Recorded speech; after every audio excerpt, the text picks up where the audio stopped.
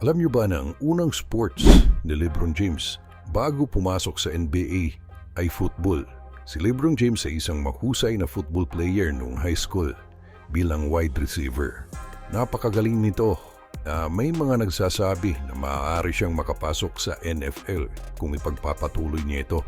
Sa katunayan, nakatanggap ito ng sandamakmak maalok na scholarship dahil sa husay nito. Ngunit sa isang wrist injury nitong pinamo noong junior year niya, tumigil siya sa football at pansamantalang mag-focus muna sa basketball. At dahil dito, ang kanyang karanasan sa football ay nakatulong sa kanyang matagumpay na karera sa basketball.